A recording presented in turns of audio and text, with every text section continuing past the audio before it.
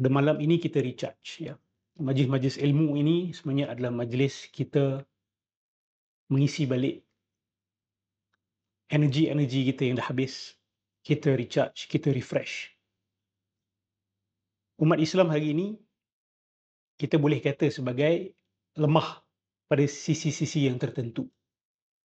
Especially bila kita cakap tentang hard power, military, economic power, political power, itu semua adalah sesuatu yang sudah di luar gapaian kita buat masa ini. Tetapi alhamdulillahirabbil alamin, kita masih ada soft power. Okay? Dan saya dengan yakin yang mengatakan bahawa soft power umat Islam adalah soft power yang paling kuat sekali sebenarnya. Okay? We have the strongest soft power. Mungkin ada yang pertama kali dengar konsep soft power ni. Soft power ni adalah kekuatan dalaman manusia itu sendiri. Kekuatan community ataupun masyarakat tertentu yang berada pada dalaman mereka. Okay. Seperti sifat sabar, sifat syukur, sifat menghargai, kasih sayang, inginkan keadilan, keikhlasan, kesungguhan dalam menyembah Tuhan, itu semua adalah soft power.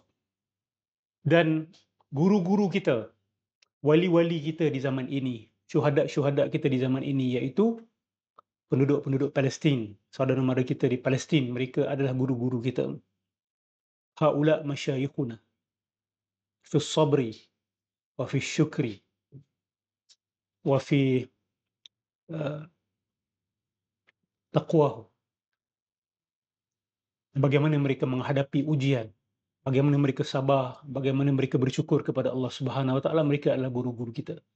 Saya yakin Allah Subhanahu Wa Taala mengutuskan mereka untuk mendidik umat Islam dan alam ini. And I believe they have played their role well. Mereka telah menjalankan tanggungjawab mereka dengan sangat baik. Seperti mana yang kita semua tahu, ramai orang masuk Islam apabila melihat kesabaran mereka. Dan bukan saja kesabaran, tetapi akhlak mereka yang tinggi, yang cukup baik, yang cukup indah. Itu soft power, sahabat-sahabat. Kita mungkin tidak ada ciptaan senapang terbaru. Tetapi ini senapang soft yang terus masuk ke jiwa yang paling dalam. Kalau senapang biasa, dia boleh tembus tubuh sahaja. Tapi soft power ni dia boleh tembus hati. Dia lebih, kita kata lebih kritikal, dan dia sebenarnya lebih berbahaya in that sense. Dan kita ada benda tu. Kita ada that soft power. Dan umat Islam kena sedar benda ni. Dan kena merasa sedikit kebanggaan. Dan harus sirami, jaga, cultivate di soft power yang kita ada. Dan soft power ni datang mubasyaratan min Allah. Dia direct daripada Allah Subhanahu Wa Taala. Dia bukan ciptaan manusia. Maka dia perfect. Okay. Dia perfect. Jadi antara yang kita nak buat pada malam ini adalah mendalami soft power tersebut. Okay. Saya nak mulakan dengan membacakan beberapa hadis berkenaan dengan gesaan Nabi untuk kita mencari ilmu. Ya, untuk bagi semangat sedikit kepada sahabat-sahabat yang mungkin dah dengar sidang kalau ataupun dah selalu dengar ceramah. Dan kadang-kadang tertanya, aku dengar ceramah ni, apa tujuannya? Kan? Tahu 100 benda, kadang-kadang amal satu benda saja.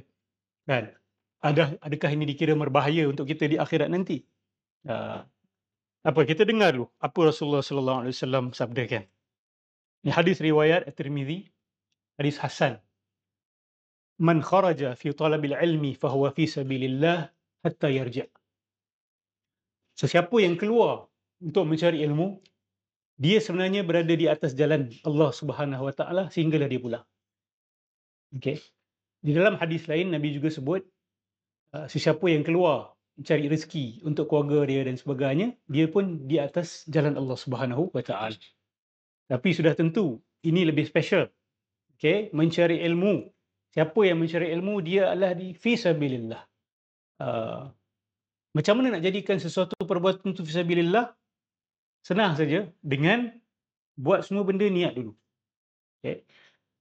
Walaupun kita tidak diwajibkan untuk sebut niat kita, tetapi kalau kita boleh sebut, kita boleh be conscious of our intention, itu adalah jauh lebih baik.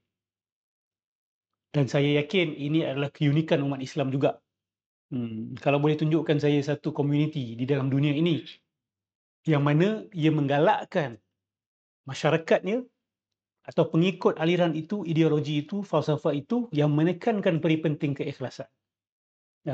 Yang mana sebelum melakukan apa-apa, pastikan anda sedar kenapa anda buat perkara tersebut. Dan kalau niat itu tidak ikhlas, perbuatan itu dikira rejected, gagal. Betul tak? Tunjukkan kepada saya mana masyarakat dalam dunia ni yang memberikan penekanan kepada niat melebihi umat Islam. Okay? We can say this proudly. Tapi pride kita ni bukan kerana kita yang buat, tetapi diberikan kepada kita. Jadi siapa yang keluar cari ilmu, dia di atas jalan Allah Subhanahu Wa Taala. Hadis riwayat Imam Tirmizi, hadisun sahih. Fadlul alimi 'alal 'abidi ka fadli 'ala adnakum. Kemuliaan seorang alim ke atas seorang abid. Apa beza alim dengan abid? Alim ni adalah seorang yang tahu apa yang dia buat. Abid ni adalah seorang yang banyak ibadat tapi dia kurang ilmu. Dia mungkin banyak beribadat ikut orang atau dia terinspirasi dengan ibadah orang lain dia ikut, tapi dia mungkin tak apa-apa faham dan dia pun tidak mungkin tahu tujuan perbuatan tersebut dari segi hikmah dia, dari segi kebaikan-kebaikan, manfaat-manfaat duniawi dan ukhrawinya. Dia hanya tahu Allah suruh aku ibadat, aku buat. Jadi Nabi kata kelebihan seorang alim ke atas seorang abid seperti kelebihan aku ke atas sahabat yang paling rendah. Adnakum ni boleh merujuk kepada sahabat Nabi, boleh merujuk kepada orang Islam secara umum. Maksudnya orang Islam yang paling rendah sekali nilai takwa dia. That means gap dia besar tak? Sangat besar gap dia. Bagi siapa yang ingat kisah seorang Bani Israel yang bunuh 99 orang tu kan? Saya tak nak cerita pasal tu, saya nak awak ingat. Kan dia jumpa 2 orang, betul tak? Dia jumpa orang yang pertama, dia kata boleh tak aku taubat, aku dah bunuh 99 orang. Orang pertama kata apa? Tak boleh. Siapa orang yang pertama yang dia tanya tu? Abid ke alim? Dalam lafaz hadis tu, Nabi sebut itu adalah abid. Dia ni ahli ibadah tapi bukan ahli ilmu. Akhirnya dia memberi fatwa yang salah. Orang baik. Tapi kesan fatwa dia tu, awak cuba bayangkan. Kesan fatwa dia tu, boleh buatkan orang tu putus asa dia bertaubat. Betul? Dan mungkin dia dah tak nak taubat, dia nak bunuh orang lagi lepas tu. Kerana putus asa. Kerana seorang yang jahil memberikan fatwa. Orang baik tu. Di sini masyarakat kita kena tahu bezakan. Yang ini minta fatwa daripada sesiapa sahaja. Kan? Dia pakai songkok sikit, dia bercakap bahasa Arab sikit, minta fatwa. Apa hukum ni ustaz? Apa hukum tu ustaz? Ustaz pun Masya Allah jawab je kan. Bidang dia ke bukan bidang dia, dia main langgar saja. Kita kena be careful of this. So Abid tu jawab, salah. Akhirnya dia tanggung risiko tak? Dia tanggung kesalahan fatwa dia tu tak? Dia tanggung, dia kena bunuh. Dia kena bunuh dengan orang tersebut. Tapi dengan rahmat Allah Subhanahu Wa Taala, pembunuh itu tak putus asa. Kalau dia putus asa, lagi besar azab orang yang bagi fatwa salah. Betul. Dia tak putus asa, dia cari orang lain, akhirnya dia diarahkan kepada seorang alim. Ya, orang alim ni sampai kata apa? Aku siapa nak tutup pintu rahmat Allah? Siapakah kita nak tutup pintu rahmat Allah Subhanahu Wa Taala? Nampak jawapan orang alim.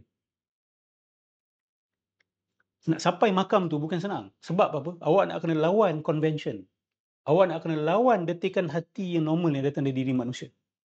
Detikan hati normal apa? Dah bunuh 99 orang tu, rasa dia, kita sendiri rasa ada harapan tak? Susah. Itu dikira orang paling jahat dalam masyarakat. Betul, orang yang bunuh orang yang rogol, tak akan boleh sama level dengan orang yang dah bunuh secara bersiri. 10 pun dah teruk, 20 pun teruk, 30 dah teruk. Ini 99, lepas tu dia dah cukupkan 100. Kalau tanya orang awam, atau orang yang tidak ada ilmu, dia akan kata, oi teruk ni, bunuh orang dosa besar. Bunuh 99 orang itu, saya tak boleh bayang macam mana Allah nak ampunkan dosa ni. Itu orang jahil. Itu jawapan secara impulsif. Tapi tengok orang alim jawab macam mana. Orang alim ni dia akan jawab bukan dengan impuls dia.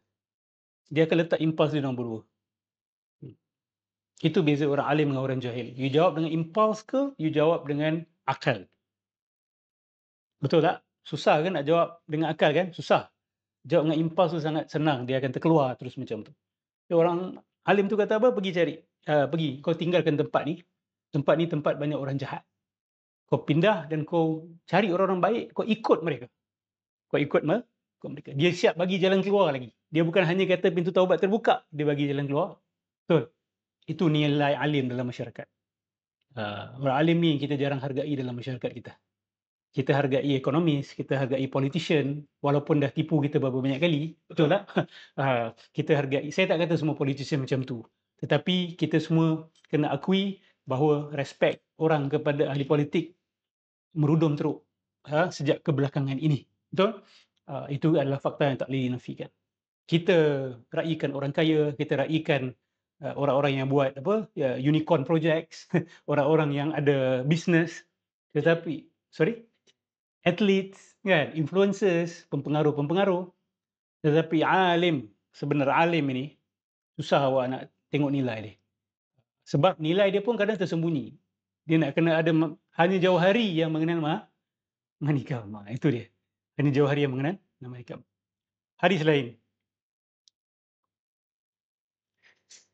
Hadis ni ada ciri dhaif sedikit, tetapi dalam Fadailul Amal ini ulama dia tidak begitu strict. Okey. Faqihun wahidun asyaddu 'ala syaitan min alfi 'abidin. Seorang yang benar-benar faham agama, faqih, satu faqih sahaja, dia ni lebih dahsyat kepada syaitan berbanding 1000 abid. Dia lebih susah kepada syaitan. Seorang faqih lebih susah kepada syaitan, lebih menyusahkan syaitan berbanding 1000 abid. Dan ada beberapa lagi lah hadis-hadis Nabi SAW berkenaan dengan jalan ilmu. Maka siapa yang mengambil jalan ini, tahniah. Okay. Ini jalan yang akan memudahkan jalan awak pergi syurga. Man salaka tariqan yaltamisu fihi ilman sahalallahu lahu tariqan ilal jannah. Siapa yang mengambil jalan mencari ilmu, Allah akan memudahkan jalan dia ke syurga. Mudahkan jalan macam mana? Buka lampu. Dia buka lampu, dia bagi spotlight. Manusia semua tengah berjalan, tapi sebab tak ada lampu, jalan yang straight pun dia termasuk longkang. Ilmu ni dia bagi cahaya. Bila bagi cahaya, nampak mana pintu masuk, mana pintu keluar, mana bahaya, mana lubang, mana belok. Betul tak? Akhirnya mempermudahkan jalan awak untuk sampai ke destinasi. InsyaAllah.